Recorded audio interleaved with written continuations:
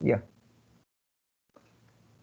So, in continuation of the discussion in the previous class, we will just see how this equation has come to be. We'll just give an idea as to uh, how this deflection equation is formed. Okay. Of course, there are many different ways in which it can be described. I'll discuss one way and also discuss a shorter way also to understand that. Okay. So this is a typical spring. Hold on.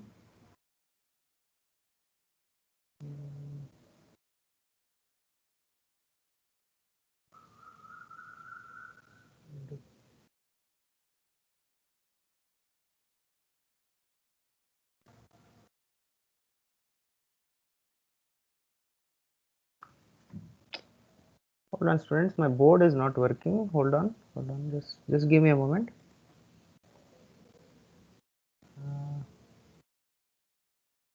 Ink.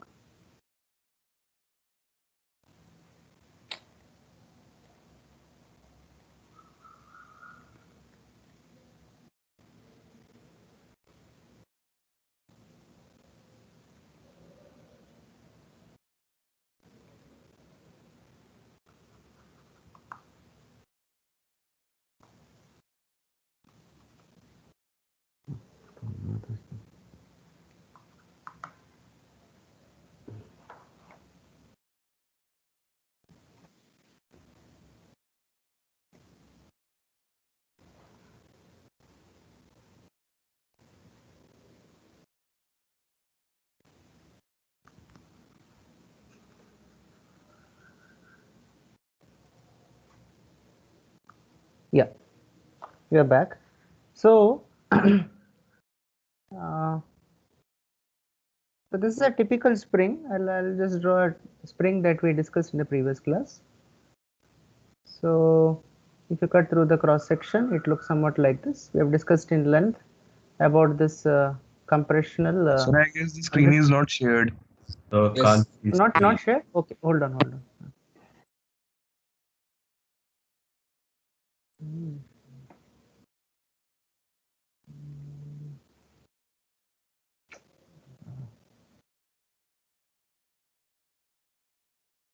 Yeah.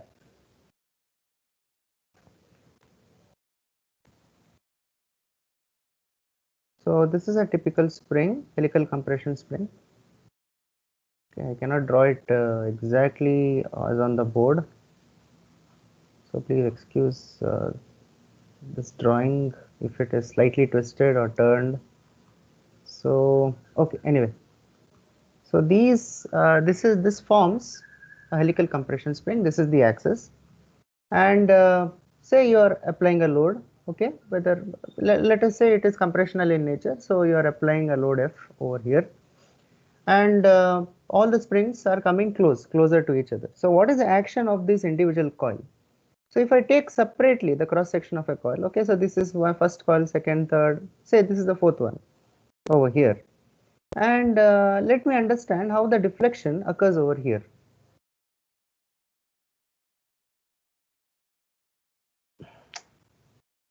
Yeah, how the deflection occurs over here. So with respect to the axis, if you say that, say there is no load at all, F is equal to 0, then this will traverse a line over here. Say just project a line, an imaginary line.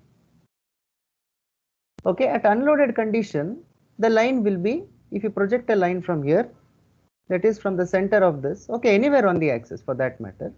So think that, okay, I've included some angle over here and I've projected one line. The moment you load it, what happens? As we understood in the previous class, that the coils will come closer to each other, and also this will be subjected to a twist. This will be subjected to a twist. So how it will twist? The new position will be somewhat like this. Okay, the new position that you can traverse from that same point, this line will shift somewhere here and it will become longer. Okay, so what is the difference in distance that we can find? Now, why this is important to us is helical compression spring. So this is the deflection. Okay, why? We are going to understand what is the deflection of each coil, then multiply or use appropriate measures to satisfy through the entire coil. Okay, so the construction is somewhat like this now. So say this is your frame of reference, and say this thing has gone over here, okay, slightly bent over here. So this is slightly twisted, it is subjected to a twisting moment, okay, and this has traversed, or this line has traversed to this place. Now let this be the distance that it has traversed. Okay, if I include an angle over here, so it will be d gamma. Let it be the angle d gamma, and let it be this. Let us call it as dy. Okay, a small elemental deflection in one of the coils. What why we are talking about? Let it be the total deflection that is carried by the entire coil. But since I am describing it for just one coil, let it be called dy. And also when you look at the spring from the top, okay, so what will be the deflection over here? So if I just draw from the top, like using the top view, then this deflection will be felt in another way. That is, suppose say I use a small elemental portion here, okay, a small elemental portion here, and again in both these cases, whether it is a top view or front view, the distance is d by 2, or the mean the half of the mean coil diameter or the radius itself, and this angle, let it be d beta. Okay, so what is this length now in what we are considering the deflection to be? We told ourselves in the previous class that we are considering a small elemental portion. It is same as subjecting the wire to a twisting moment. So just imagine that looking from the top, this element whatever you are considering of twisting, say it is held over here. Okay, I think I can draw it separately over here. It is something like a small portion is held over here. Okay, and for this length of the wire, you are giving a twisting moment. Okay, a small wire is held and you are giving a twisting moment. So what will be the length of this wire now?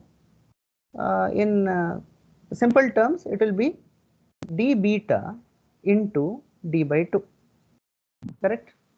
So this is a small arc that is taking part in the twisting moment. So let us write the equation for it. We know the elemental equations. T by j is equal to g theta by L. Okay, in other words, theta is equal to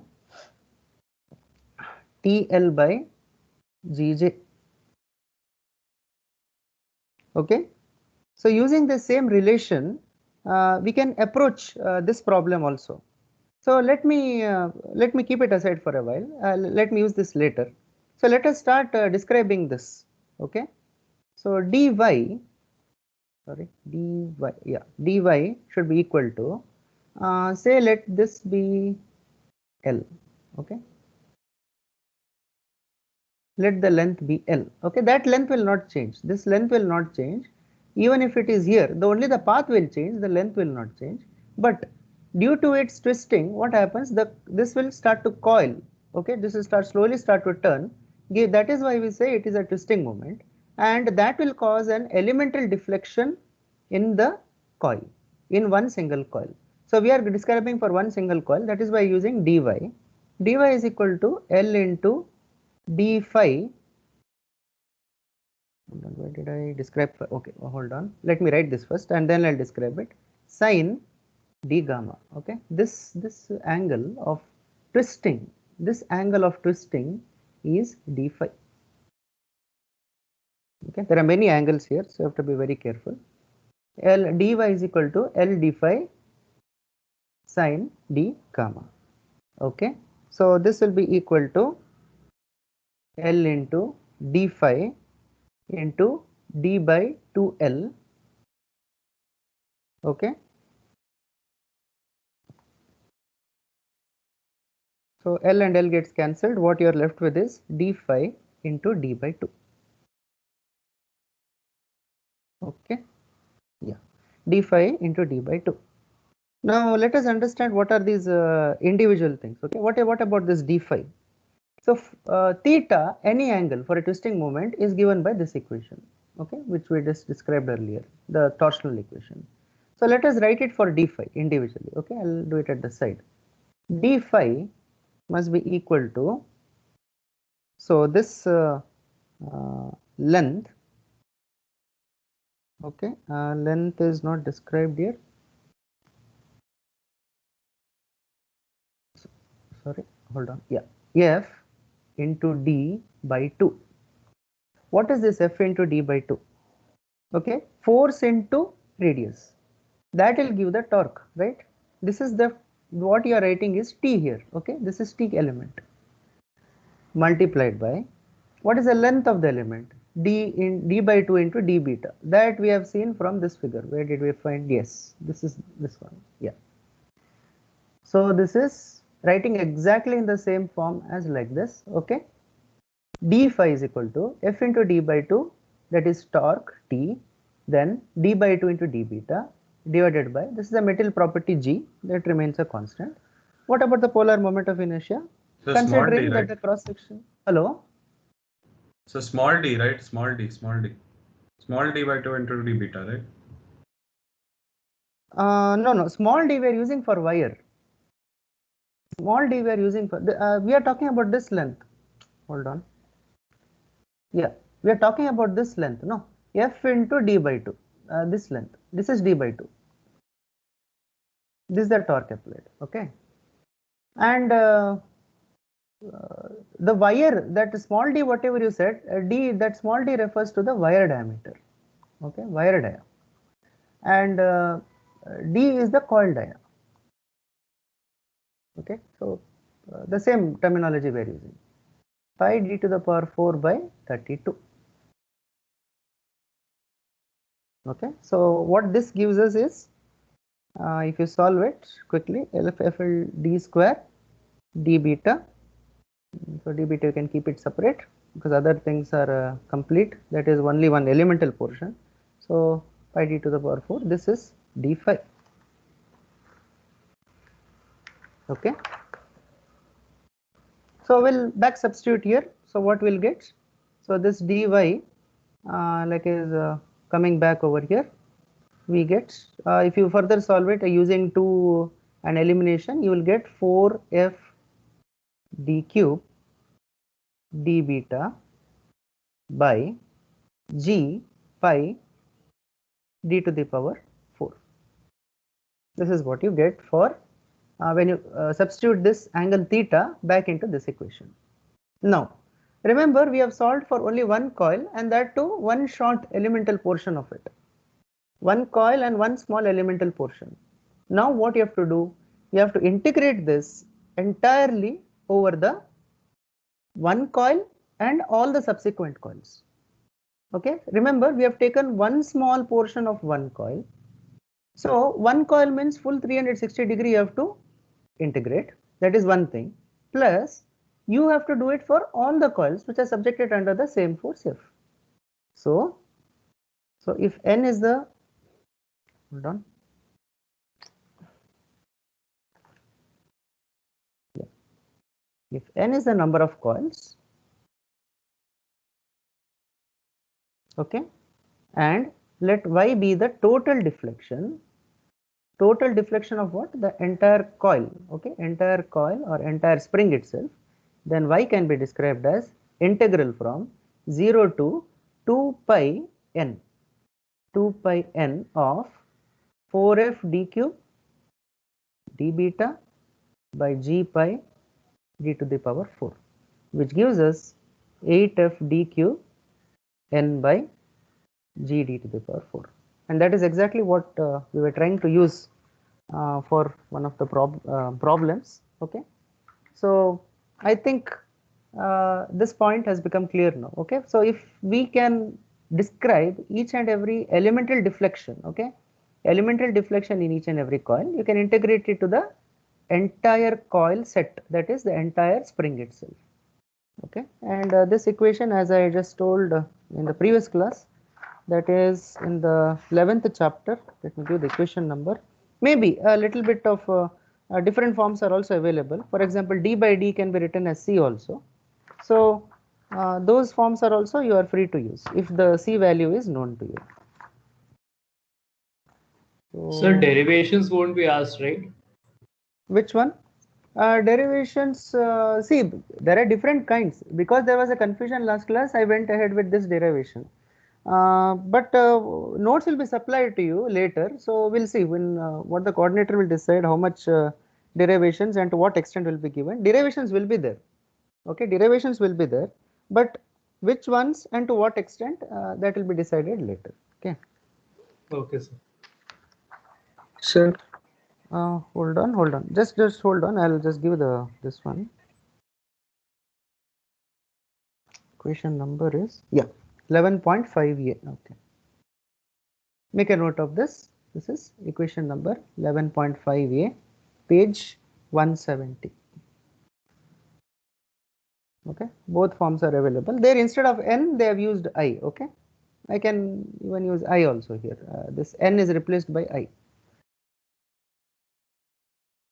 Okay. So this is how it is formed. There is one more alternate derivation. Let me just give that also.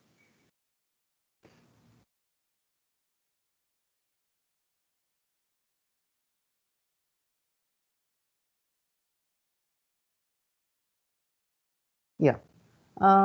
Alternate method this is.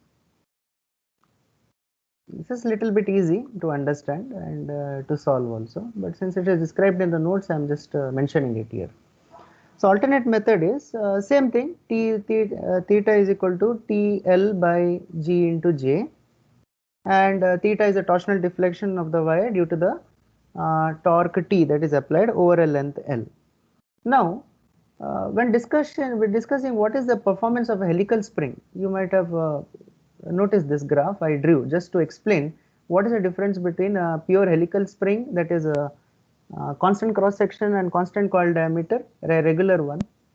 So F2 theta, if you track, or I shouldn't say theta, it will be causing confusion. I say F2y, it is better. Yeah, F2y. So the slope remains constant as long as the cross section and the material is homogeneous. Cross section is constant and material homogeneous, you will get the slope everywhere the same. So with this in mind, what will be the work done by the spring?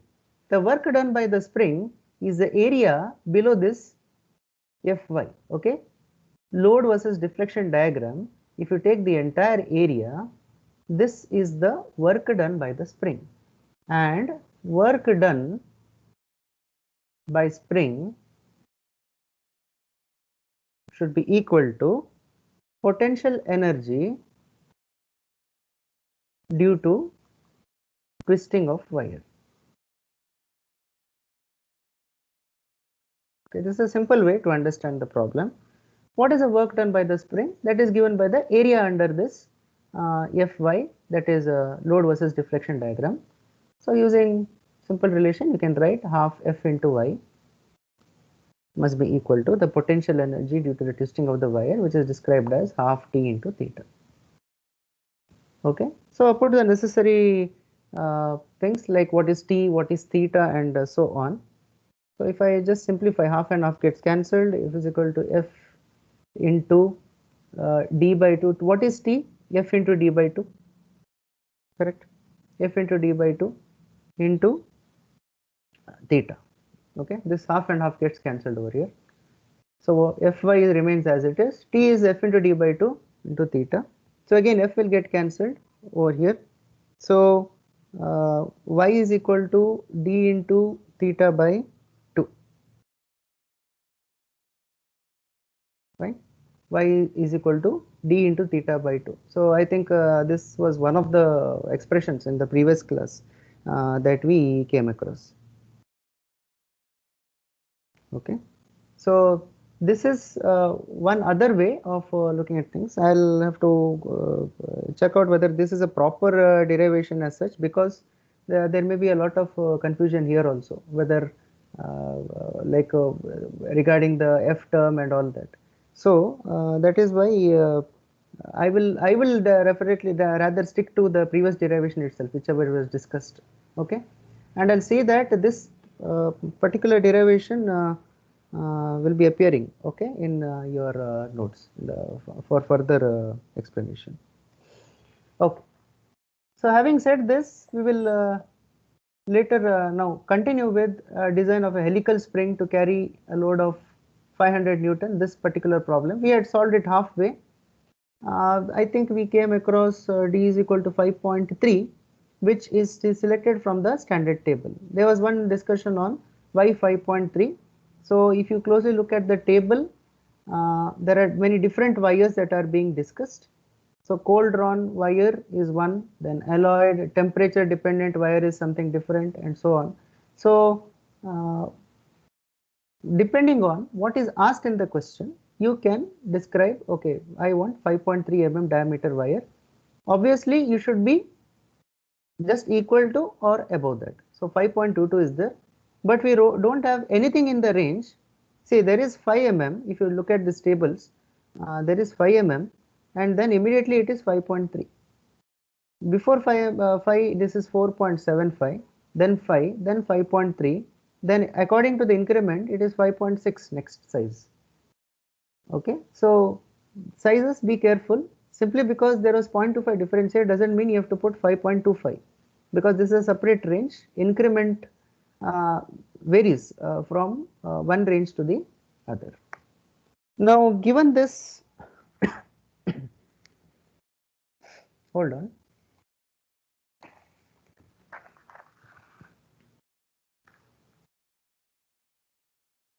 Yeah. So why don't we take the 5.25 one?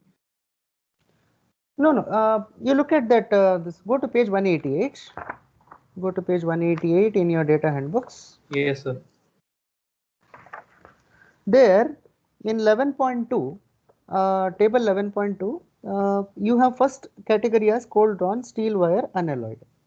It is also telling you what is the increment. So if you go down the range, there is one range of 4.25 to 5. I'll write it here. 4.25 to 5. Oh, okay. The upper limit is 5 only. We can't go beyond that. Yeah. In between this 4.25 to 5, you can have an increment of 0.25 in between. Okay, this is in between. Yes, So sir. 4.25, next is 5.4.5, there is 4.75, next is 5. But you cannot go beyond that. Next size starts itself from 5.30. And that increment is 0.3. Okay, so there is nothing between 5 and 5.3. It is directly, if you miss 5, next is 5.3. Okay. Yes, sir. Got it. Yeah.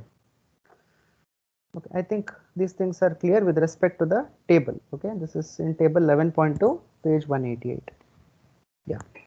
So coil diameter, I think we have discussed. Yeah. Let us continue the problem now. So when, as I told you, the designing means it is not only about the diameter and coil diameter, it is about how many coils are required. So let us solve for number of coils. Number of coils. Okay. Now number of coils here, rather than having a separate formula, we will use the same formula which we derived just now. Y is equal to 8F, instead of D, I will write C cube I by GD. Okay. As I told you, this is D to the power 4 and D to the power 3 and so on. So because of this D by D ratio, you can simply put it as C cube itself. Okay, one more form of the equation. Now what are the unknowns here? We know that deflection is 20 mm. So left hand side is done. 8 into, what about F? F is directly given 500. C is also given, or did we calculate? I think C was given. Yeah, C was 6. So it is 6 cube. I is the unknown by 82.7. The material property is given in GPa. So multiply by 10 power 3. Correct?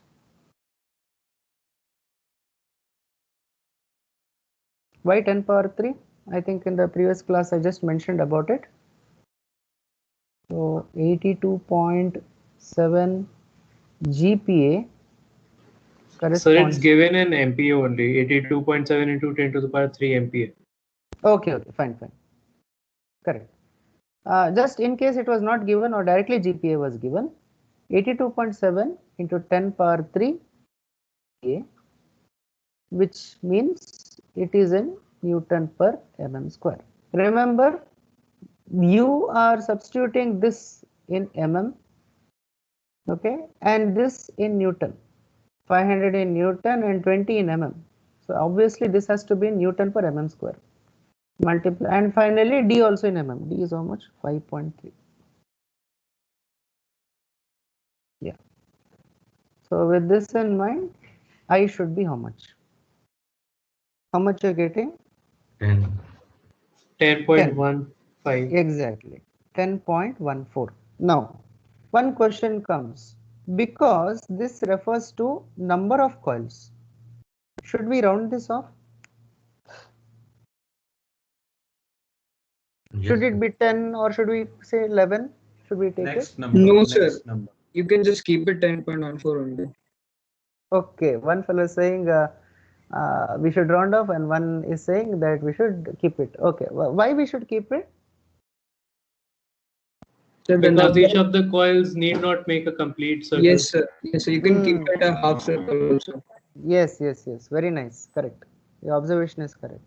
See, of course, you can later design it to 11 coils or 12 coils or whatever, but you see, the moment you change this number to 10.14 to something else, your 20 will not remain as it is. It has to be changed later on. So given the constriction or restriction that it is 20, it has to be 20 mm, you will require 10.14 coils. So it's like saying 14% of one more round. Okay, one more round is extra. So 10 and a little bit extra. Only when this condition is satisfied, then only you will get that exactly 20 mm. The moment you change the number of coils, that is say going for a lower number 20 or higher number 11, this will go up or down depending on what value you are using. For example, if you take 11, I think this should increase slightly, and if you take 10, it will decrease slightly. So which is not according to the design that is asked. So that is why don't round off this, keep it as it is. Okay. We have already done a rounding over here, so that is because of material manufacturing restriction. 5.3 mm has to, because actually it should be 5.22, but we know that such sizes are not available, and that is why we have already changed it there. And now you cannot change the coils. Okay, so other things also you can find side by side. What is DO? DO means outer diameter, that is D plus D, and DI is also D minus D. Okay, very simple relationships. So this is 31.8 plus 5.3, that is outer diameter of the coil, and this is 31.8 minus 5.3, so which comes to be 26.5 mm, and this is 37.1 mm. Yeah. Okay. Now, which coils are going to consider? This is the number of coils exactly. Now, 10.14 coils, remember we have described two categories of coils. One is active and one is inactive coils.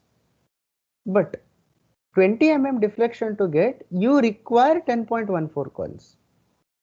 Okay, you will require the action of those 10.14 coils. That means we are talking only about active coils here. Okay. Active coils is this one. Now, what about inactive coils? Or we have to understand which particular type of coil you are going to use. So let us go to page 189 there itself, next page, page 189, and this table described is 11.4. Hello, yeah, table 11.4. Here since nothing is mentioned about the coils, you can check the question once again. Nothing is mentioned about the type of coil. You are free to choose here. So we'll select square and ground end. If you select the square and ground end, you see in that there is also a figure that is type D, and underneath there is a table 11.4 wherein in square and ground end what is the active coils and what are end coils are being discussed. So that means your I dash value will be equal to I plus 2. Let's go through the table, it is self-explanatory. I dash is equal to I plus 2. That must be 10.14 plus 2, which is 12.14 coils totally. What are these two coils used for? Because they form the first and the last coil, they are used for seating. Okay, they are used for seating of the coil itself in a particular application. So square and ground end we can choose. Next, what about the length of the coil, or you can say length of the, correct, length of the coil. Length of the wire is something different. Length of coil. Length of the coil is, we had seen a formula earlier, we can use the same concept. So suppose say this is the coil, okay, after 10 turns. So this is the entire length of the coil, and that too in unloaded condition. Okay, so this forms the length of the coil. So length of the coil is, you can describe it as solid length LS plus the deflection of, for what you are designing, deflection plus A. A is called as the axial gap. A is called as axial gap. I'll write it here. This is the axial gap. Why gaps are required? That we don't touch the coils to each other. Okay, so that is why that A is required. Okay, let us go through one by one. Okay, Y is directly given. There is no need to calculate again. Y is 20, directly given in the problem. But we have to understand what is LS, solid length, and what is A. Now, solid length means all the coils are touching each other. You have compressed it in such a way that all the coils are touching each other. Okay, and that means there is no gap between the two adjacent coils. Now, with that in mind, what will be the solid length be?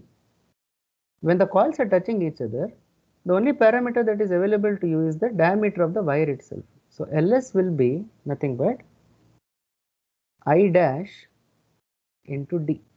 That is total number of coils, active, inactive, whatever, into D, the diameter of the coil. Okay, I think I described this in the theory, but let me put that again. So this is the coil, they are touching each other directly is one more coil, then one more coil, and that same continues till the last coil, that is 12th coil. So this is D. So the number of coils, if you multiply, you will get the total solid length. Okay, total solid length of the entire coil. So I dash into D. So how much it is?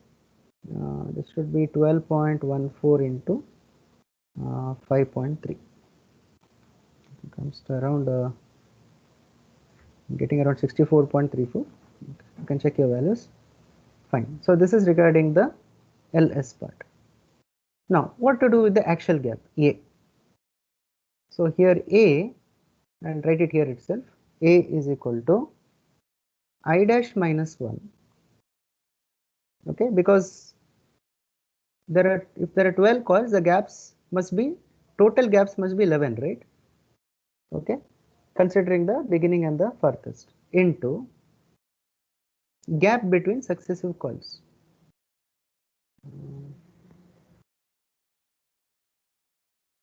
Or you can say gap between two coils, or each of those two coils, successive coils. So that depends how much gap you want. So usually it is taken to be 2 mm. So I can say this is minus 1 is 11.14. Okay, 12.14 minus 1 is 11.14 into 2 mm. So this comes to around 22.28. So A we got now, we calculated LS. Finally put it in the equation. What about L? The L will be, which you calculate, y is 20. Okay, so this is 20 over here. So all this together should come around 106.62. Students, you can keep on calculating as I solve here, okay, with your calculators and the data handbooks.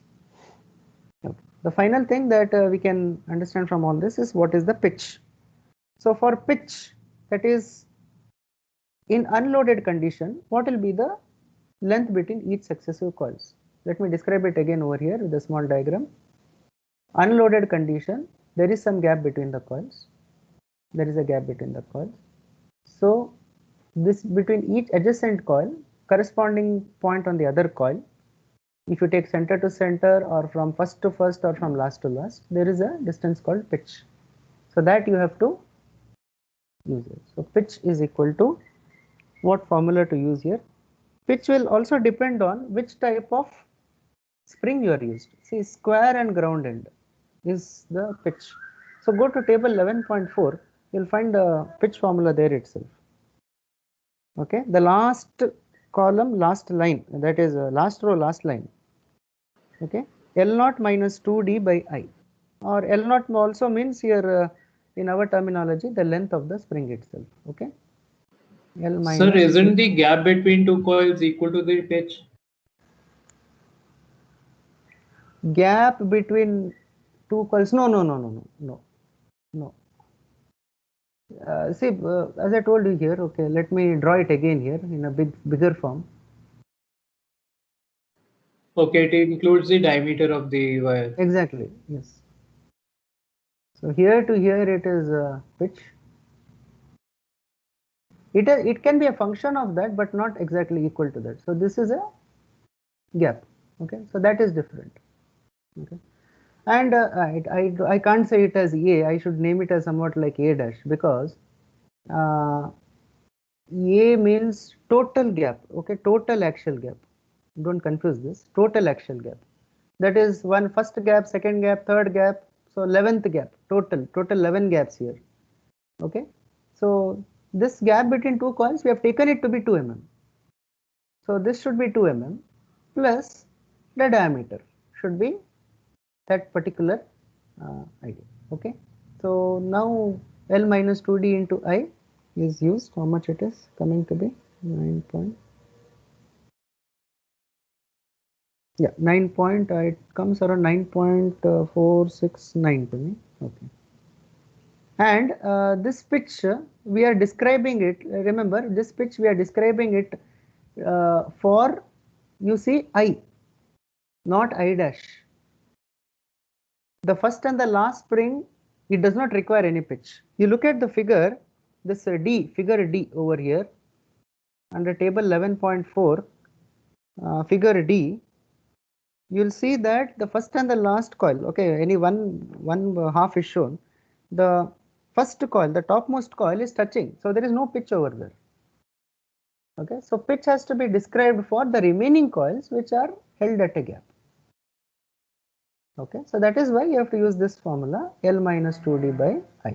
What is L? L refers to the length of the coil in unloaded condition. Okay, so this is a very simple problem with respect to what should be the number of coils, what should be the diameters given So the why, material. sir, why isn't the pitch equal to A dash plus D? That is what I told you. No, see, for to that A dash, one is A dash means, or you can say 2 mm. That gap is set for 11 coils, 11.14. But here you are going to put 10.14. Okay. The reason is first coil and the second coil are touching each other. There is no pitch in between them. Similarly, that is in the other far end also it is same like that. So you are going to describe the pitch in between the area here, this area. Yes, sir. Yeah. Fine. Okay. I think we can move on to the second problem. Just take it down. This question. I'll give you 1 or 2 minutes.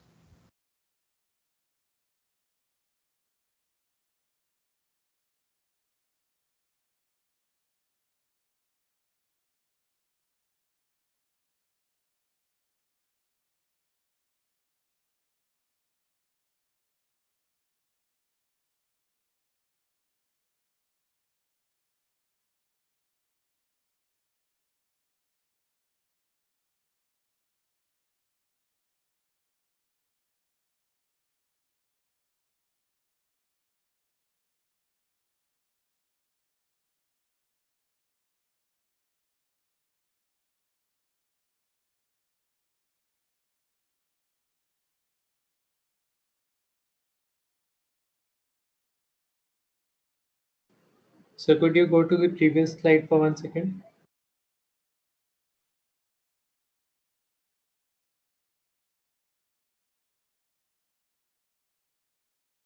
I think, hello. I think some students are writing this question. So can we do it later? Yes.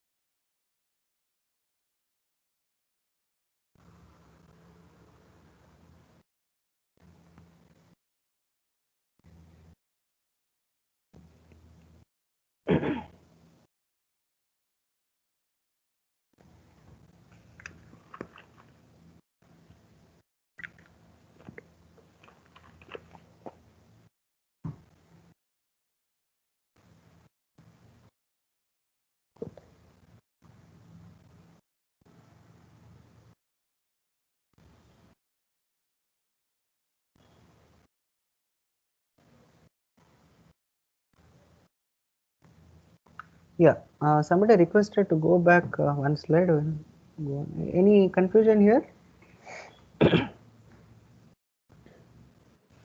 Yes, sir. It's clear. Thank you. Okay.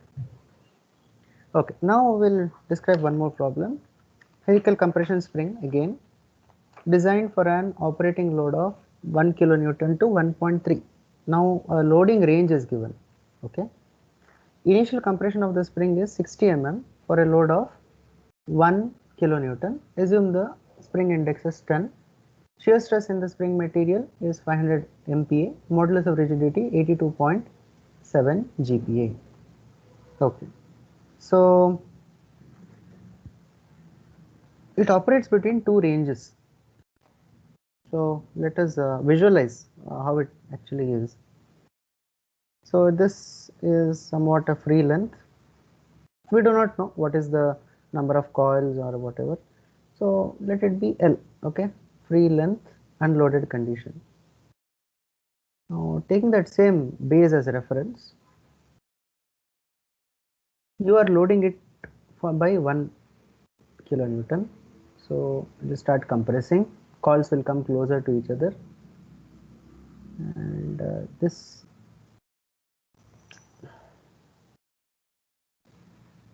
is 1 kilonewton. Let it be F1, one load F1. And it says the initial compression of the spring is 60 mm for a load of 1 kilonewton. That means it has deflected from its mean position or unloaded position for 60 mm. I can describe this as Y1. Under loading F1, it has deflected by Y1. Okay. Next, further, we know that it will not stop there. Why? Because the range is from 1 to 1.3. So that means the spring, you can imagine the spring to be is never coming to the free position, because the range itself is 1 kilonewton to 1.3. So It will be always in 1. When loaded further, it is going to 1.3 and come back to 1 and so on. So when it is already 1, the total deflection is 60 mm. Again, the frame of reference I'll take. So 1.3, obviously what will happen? It will go further down. Still the coils will come closer and closer to each other. Same spring under the action of F2, which is 1.3 kilonewton. But here we do not know what is Y2. Y2 is unknown. Okay, how much it has been compressed, we don't know. There are other information is given. What is it? Spring index is 10. Shear stress in the spring material is 500 MPa. That is tau is 500 MPa. That is shear stress, keeping in mind the torsion. Rigidity modulus is 82.7 GPa. Fine. Okay. So we have to design it. So the question is to design. Okay. Now how to tackle this problem? Because there are two ranges given. So you in other words, you have to take into account the stiffness of the spring. Okay. You remember in tau is equal to the tau equation. What are the things that you require? So if I consider the number of coils or the tau equation, you will and also the length of the spring, in order to understand the pitch, you will require the deflection also. So let us find out first the different deflections that are associated with the spring. Or in other words, we are going to find the spring rate. So let us go to page 170 in your data handbook. 170.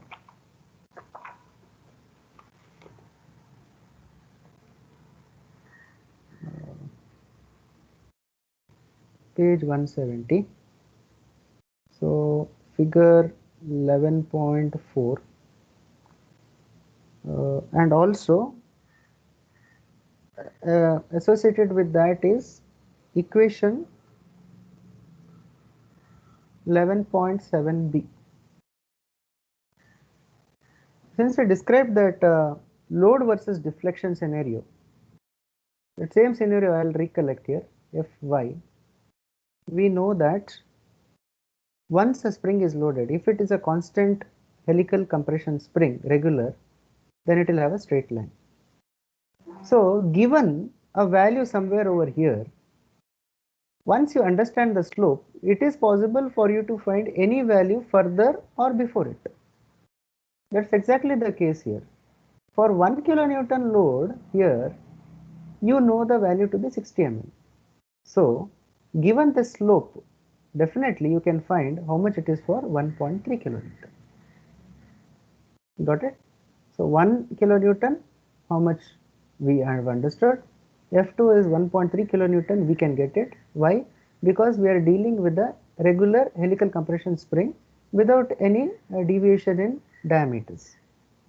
Okay, so with this in mind, and I think the same figure also is found in page 170, which we drew earlier. If it's a free height or free length, then if F1 comes, then what to do with F2, then what is that Y dash in between?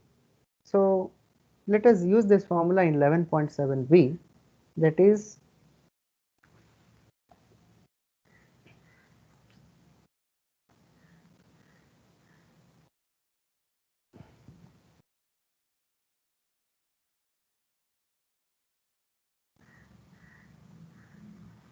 F0 is equal to F2 minus F1 by Y dash is equal to F1 by Y1. Okay, we'll use this relation in order to find the spring rate and get the appropriate Y2 value for us. See, Y1 is given, but we know it is going to get further compressed to Y2. Why we want to design for Y2 now? Why can't we use only Y1 information? The reason is at Y2 we want to ensure that the gaps are maintained, gaps between coils are maintained. correct? Because it is maximum operating range is 1.3. Once you design for the maximum operating range, then other things are automatically taken care. So gaps have to be maintained. It should not become a solid. It should not lose its spring action, correct? And also it should be able to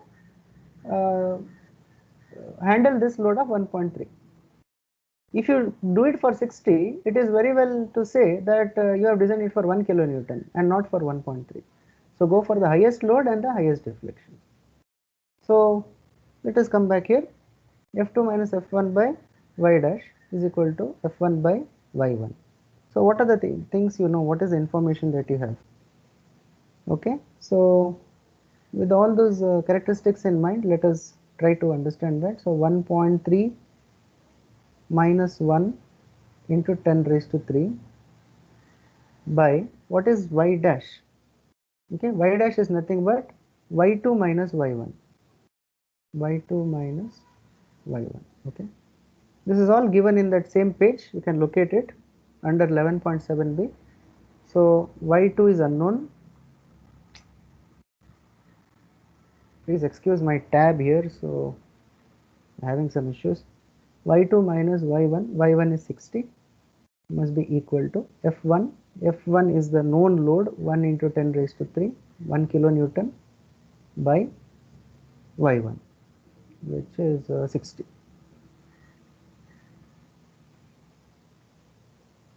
From this you can extract what is y2. How much you are getting?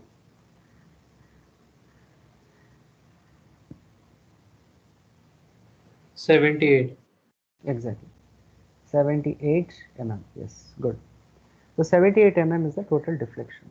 Now other things will continue as it is. Even without y, you can find out what is the diameter and such. So k is equal to 4c minus 1 by 4c minus 4. K is one wall stress factor that we require. Since c is directly given, you can make use of it. So c is 10 here. Okay, spring index is 10 described. So when you put 10, you should get around 1.145. Okay, then tau 8f dk by pi dq. So tau is already given to us to be 500. So this implies that, okay, I'll write it here. 500 is equal to 8 into what is the deflection? Force. Remember, you have to take the maximum 1.3 into 10 raised to 3 into d, which is still unknown. But what you can write here? See, c is equal to d by d. Okay, so that means d is equal to c into d, which is nothing, which for our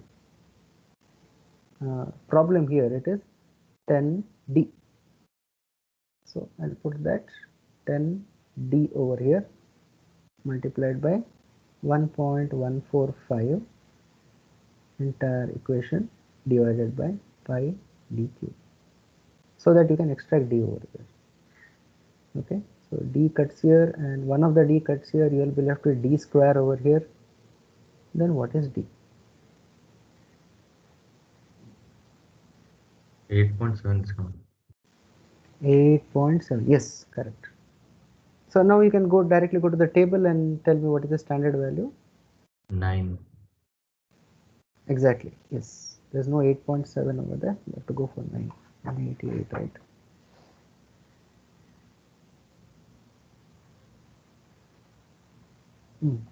That is correct. Sir, is 9 it not correct. 9.79? Sorry, check. 9? I'm getting 9.79. Please check. I am getting 8.7 and standard value 9. Somebody else is also getting. Can anyone else also? 8.7. 8.7. 8.77. Yeah. We are all getting 8.7. So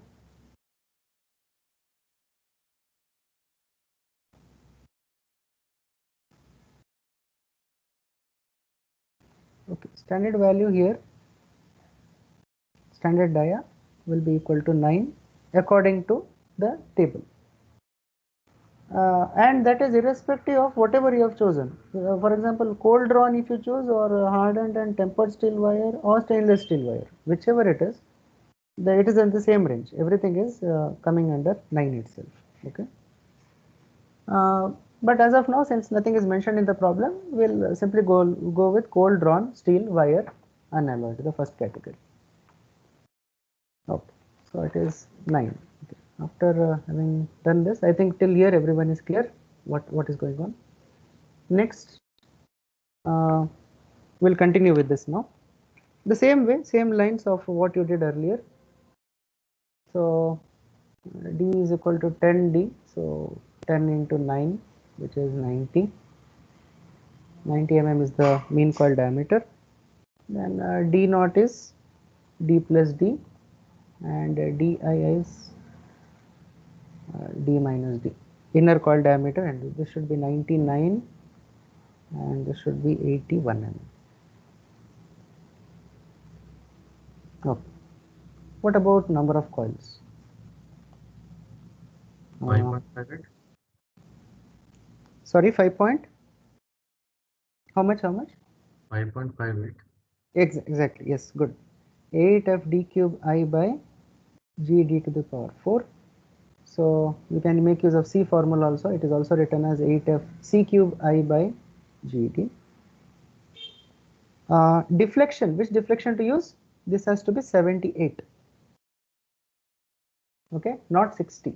You are designing for the higher layer. Okay, 8 into 1.3, so 10 raised to 3. C cube is 10 cube into I, which is unknown. G is 82.7 into 10 raised to 3. Be careful with the units. Multiplied by 9 here. So this will give you I is as 5.58 coils. Okay. Then if you select square and ground end, if you select this, then I dash is equal to I plus 2, which is 7.58. Other things will follow as it is, as described previously. The total free length, or you can say just the length of the coil, Ls plus Y plus A. Again, Y will be 78 over here.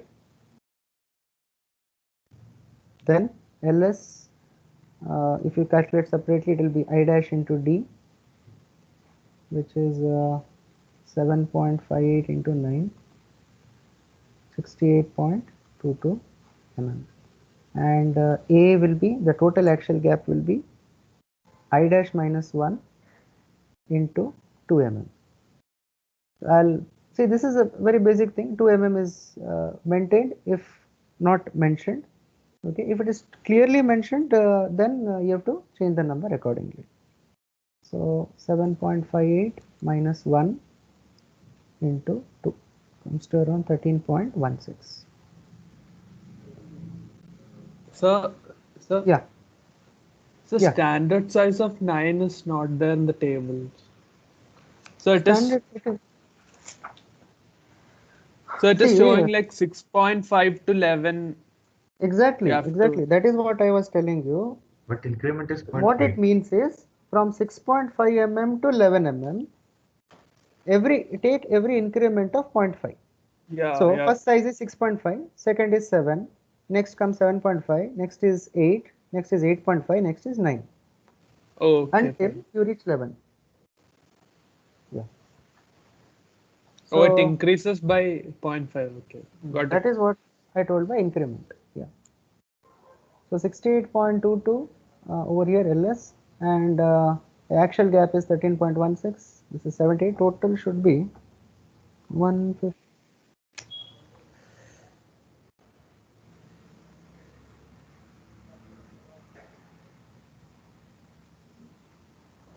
Yeah, total should be around 159.38. Okay, just check. Okay, check all the values. Now pitch, since we have selected square and ground end, pitch P will be L minus 2d by I.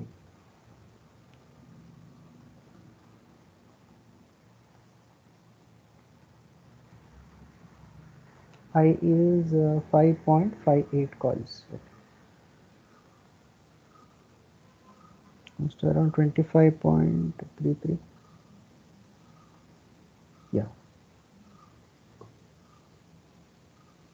So what was slightly different in this problem is that this you have to take highest load, highest design load of 1.3, because you have to read the problem carefully from where to where the spring is operating. Highest operating load of 1.3 kilonewton over here, and highest corresponding deflection. The corresponding deflection to 1.3 kilonewton is 78 mm. If it is not given directly, you have to calculate using the property of regular helical springs which have equal slope throughout. Okay, constant deflection rate. Okay, or the spring rate.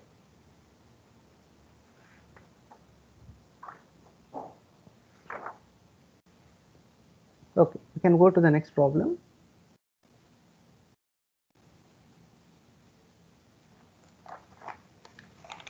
So can you take the previous slide? Yeah. No, just the last part. No, this is the last one. I mean, what exactly are you asking? No, I just needed to write that last part. Yeah. I am in the previous slide now. Problem number 2, last part.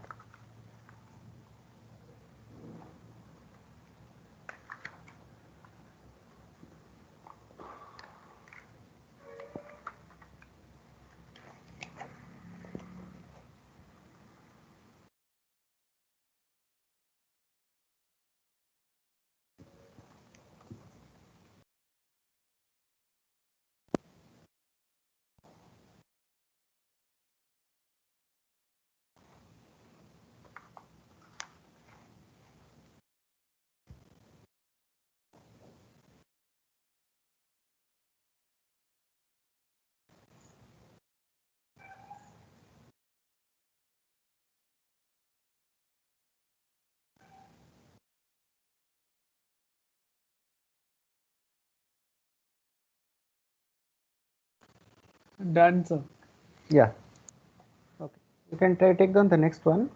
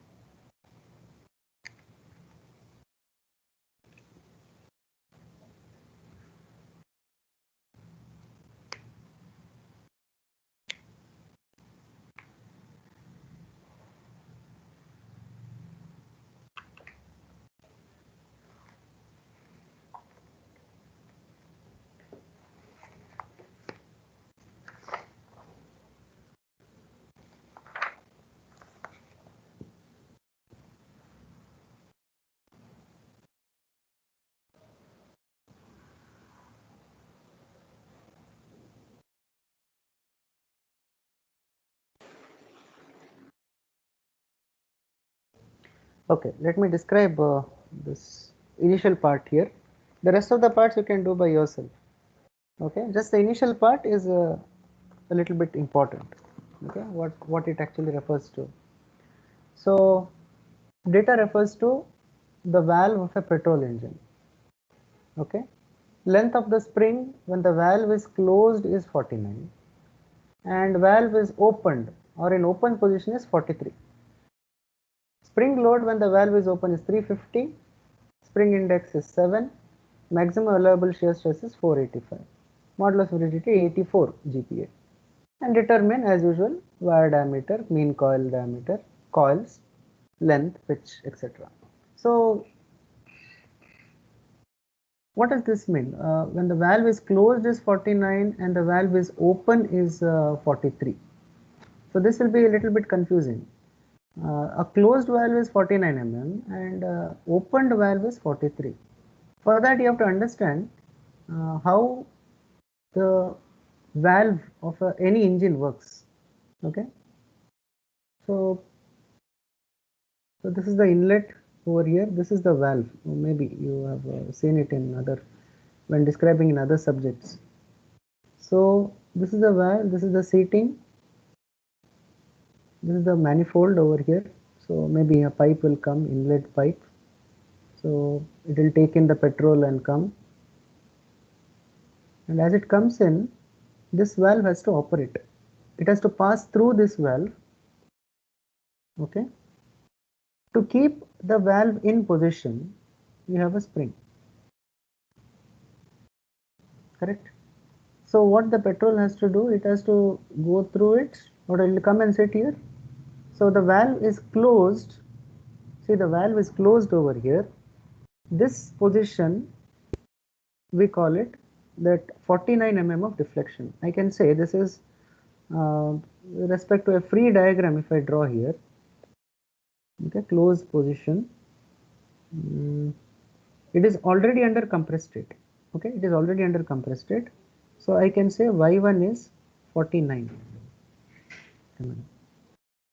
And as described in the problem, this F2 is not given. Spring load when the valve is open is 350. So what does it mean for the valve to be open? Sir, isn't L minus Y1 is equal to 49? L minus y1. For that you require L, Because right? it's the compressed length, right? It's not the deflection, the 49 mm. Okay. Okay. We'll come to that. Yeah. Sir, Yeah. the spring is on the top of the valve, right? So when the See, valve, the next position, it is somewhat like this. See, the valve, it is it's very difficult to describe here, but I'll try my best. Here, see. Now it is fine. When, see, this is the closed position. This is the open position. Now, hold on. The charge, whatever is there, is free to come out.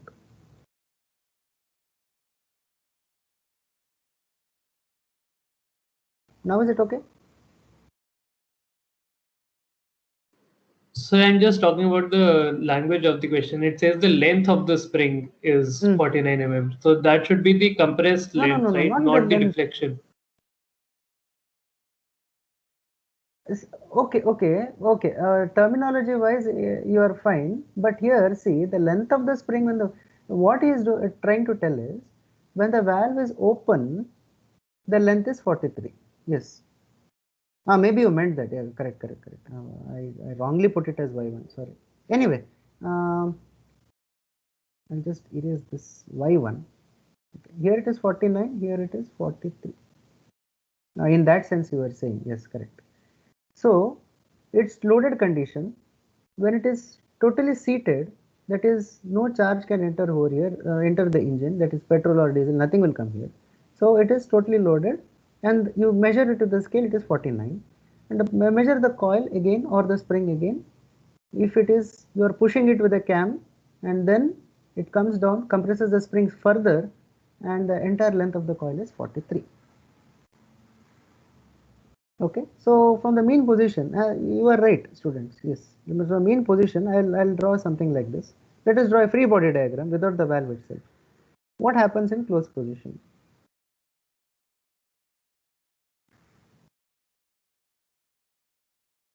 In closed position, this is 49, and it has already deflected by an amount y1, which we do not know. Okay, y1 is already there. We don't know how much it is, but the length of the spring is 49.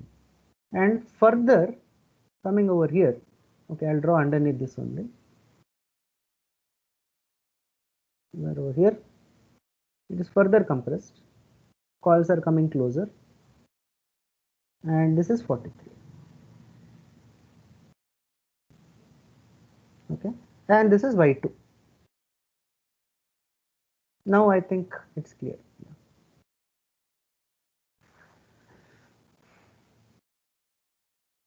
And this position, If you extend it, it comes somewhere over here. So you have 49 at one end and 43 the length of the coil. This is their situation now. Here how much it is? We have only one information, that the load acting for such a compression is 350 newtons. That is, valve is open. Yeah. Okay, this is the only thing that you need to understand here. Yeah. Anything else is given? Valve is open. 43.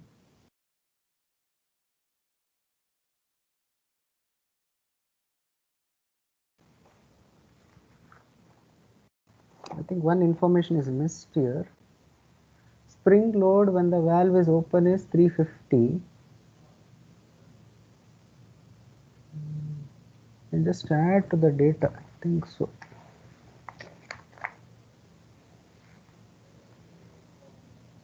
Yeah, one data is missing, students. I'll just add it. And right here.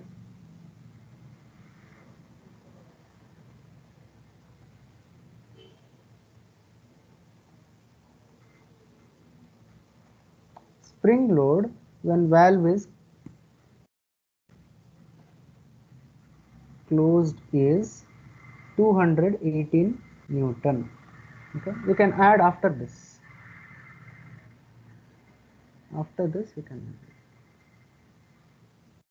Spring load when the valve is closed is 218. So here 218 newtons. Okay, that is one part I missed. When copying the question, I think I missed it out. Yeah, 218 and 350. So use the same formula. You can use that. So as rightly pointed out, it is not y, it is the length of the spring. Now let us describe what is y. So the same formula which we used for the previous problem, will make use of that. That is F2 by Y2 must be equal to F2 minus F1 by Y2 minus Y1.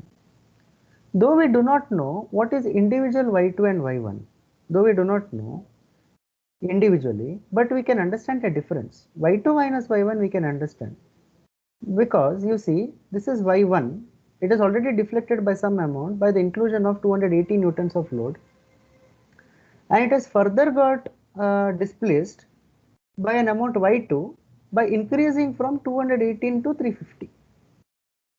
But you definitely know what is this difference over here. See, this is 49, this is 43. So this gap must be 6 mm. Correct? So what are we actually describing according to the figure here? Y2 minus Y1 must be 6. So substitute whatever you know, and then let us identify which unknowns we can extract from here. So for our purpose, say let us say F2, let it be 350, and F1 let it be 218. So what will be the equation now? F2 is 350. This is Y2. Y2 is unknown, so keep it as it is. F2 minus F1, so 350 minus 218, and this we don't know individually, but we know the difference, it is 6. So everything depends here, students, like other things you may find out, but to find out all the parameters, your Y value is extremely important. So because of that, interpreting the problem as to how what is the relationship between length of the coil and Y1 is important. How much you're getting Y2 now?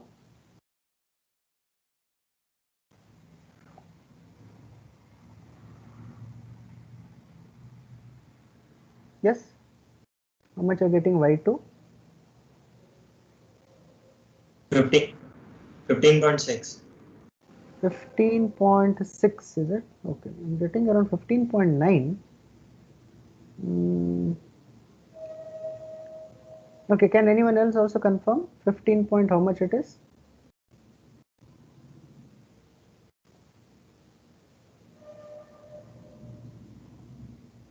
Sorry, sir. 15.9. 15.9, sir. Yeah, correct. 15.91. Yes. So once 15.91 is done, then you can write what is y1. Y1 should be y2 minus 6, which is 9.91. So this is the only major portion in this problem. The rest of the things you can proceed as such from here. For example, C is given, C is 7. Okay, so these are the things that are already given. C is 7, tau is 485 megapascals.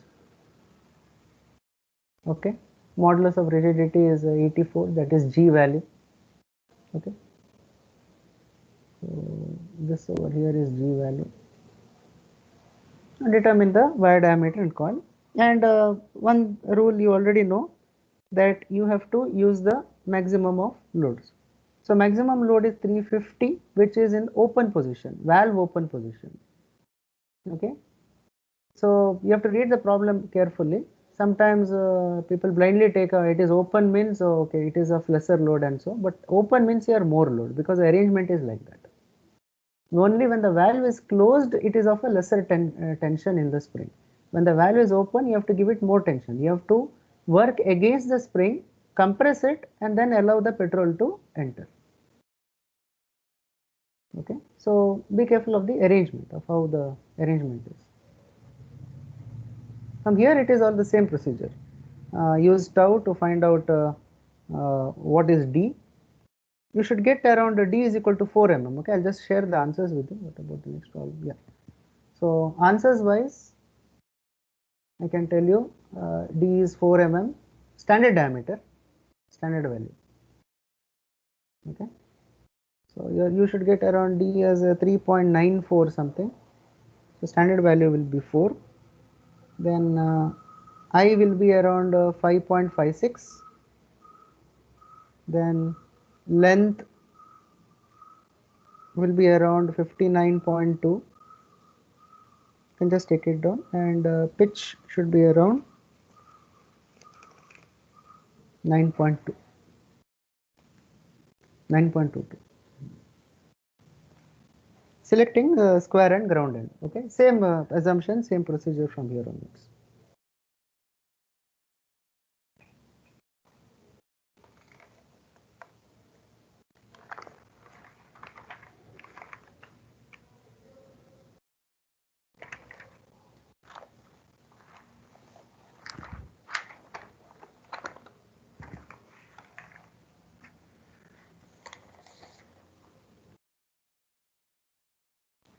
Okay, before we move on to the next problems, we have to discuss a few things about springs in series and parallel, some theory part, and concentric springs. That I think we can take it up in the next class. Okay, so any doubts, you can also post it later, or we can have a discussion in the next class. So we have to cover that portion a little bit, that is springs in series and parallel.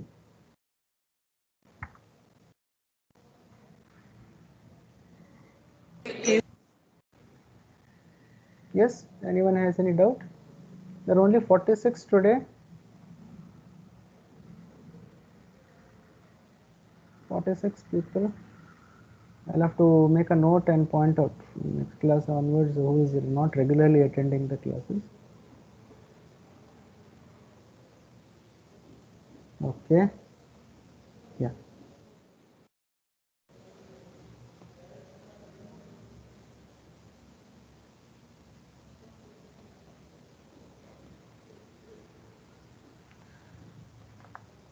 I think it's already 9:30. We can wind up for today's class.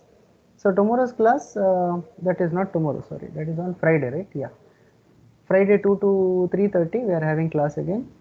In that class we will describe series, parallel and concentric springs, and then continue with the solving associated problems. Okay.